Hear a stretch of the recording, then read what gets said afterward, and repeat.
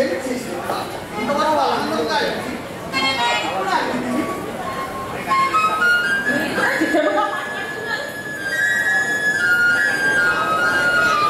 ఆ ప్రవర్తనలో మార్పు చిత్రముగా మాట్లాడుతున్నది.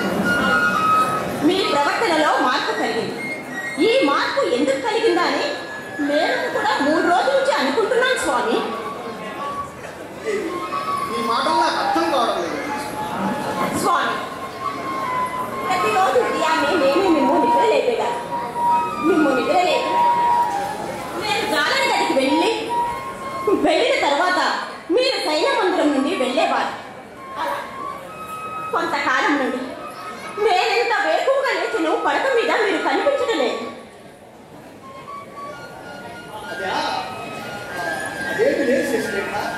స్వామి, మీరు కలవరపడుతున్నారు అంటే నా దగ్గర ఏదో దాస్తున్నారు.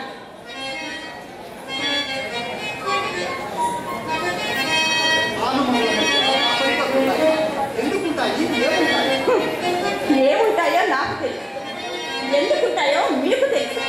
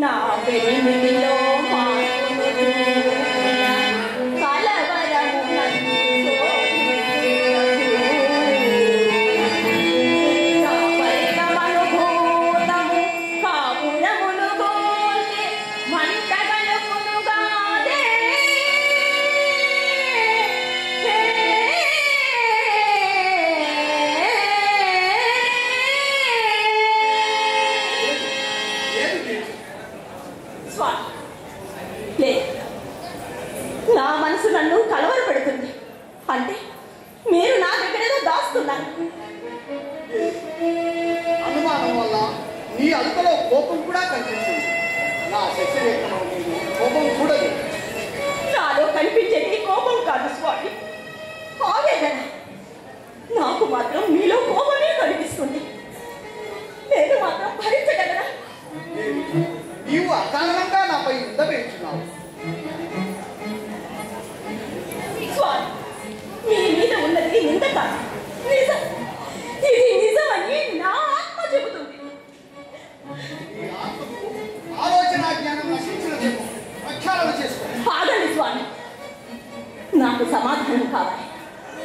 అర్థం లేని పక్షులకి సమాధానం స్వామి, ఆలుమగల మధ్య రహస్యం అడ్డుకోవడం వంటిది స్వామి.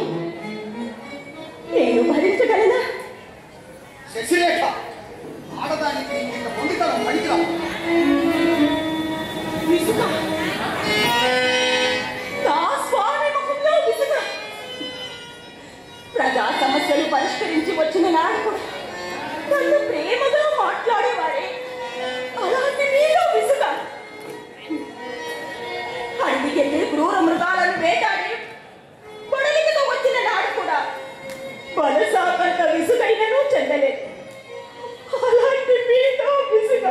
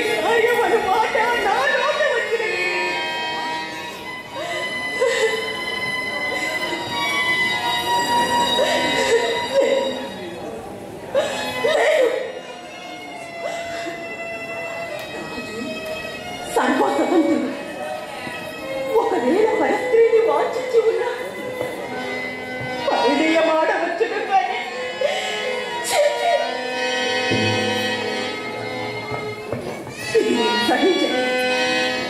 ఇది నేను సహించలేదు. అందుకే ముందరన్నా ఉన్న ఈ వజ్రాన్ని నుండి నా తనువును చాలించడమే లేదు. భక్తి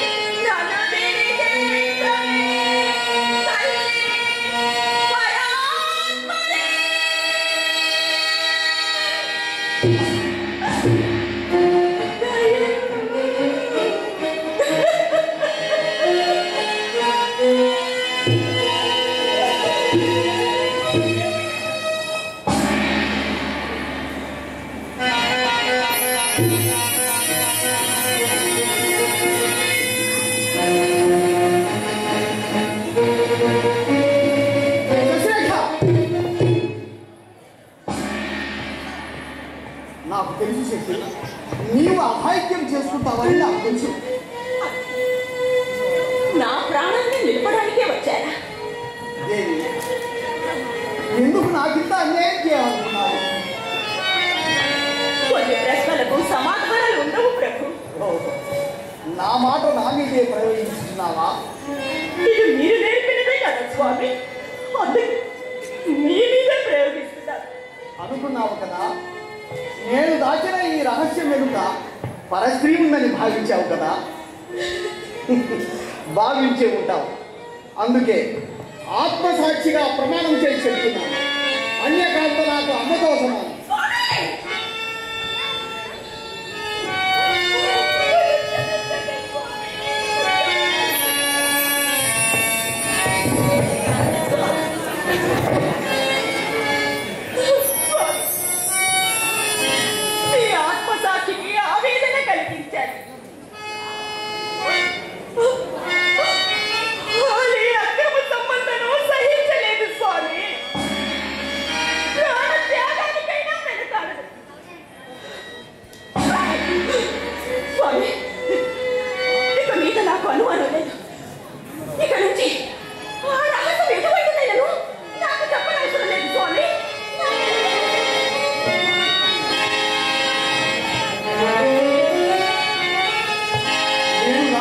రహస్యం నీకు చెప్పకపోతే ఎప్పుడో ఒకసారి రహస్యంగా మన అనుభూతాన్ని పెంచివేయగలము.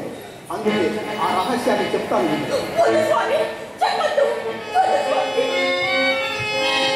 నేను దాచిన ఈ రహస్యం వల్ల నీవు ఎంత ప్రయత్నించినా నీకు మనశ్శాంతి ఉంటుంది.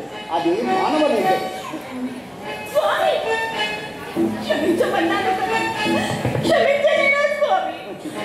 నేను నిన్ను క్షమించినా నా మనసు నన్ను క్షమించదు.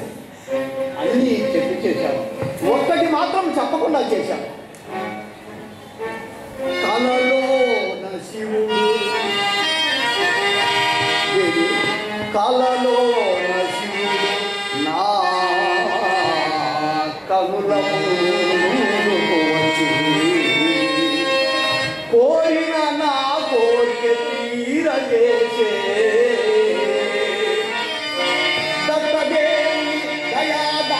మహిమను పాదుకంగా నాకు ప్రాప్తమాయే.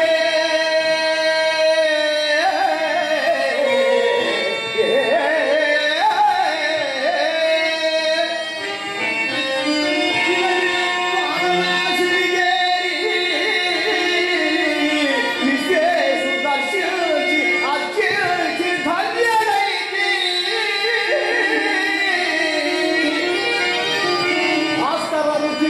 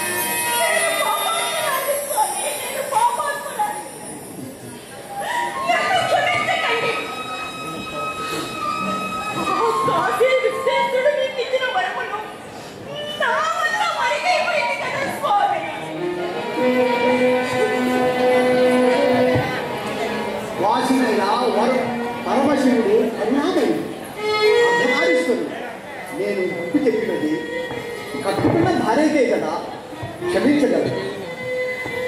ఆనాడు కలలో శివదేవునితో ఇది నా వ్యక్తిగతమైన కోరిక అని చెప్పడము పొరపాటు. భార్యను ప్రాణంగా భావించే భర్తకు వ్యక్తిగతమైన కోరిక ఉండకూడదు. ఇది నేను తెలుసుకున్న సత్యం. కొన్ని రహస్యాలు అమ్మ దగ్గరనైనా దాచవచ్చునేమో కానీ ఆయన దగ్గర దాచకూడదు. ఇది మరొక సత్యం. స్వామి, మీ సుగుణశీల సంపన్న మహోన్నతమైన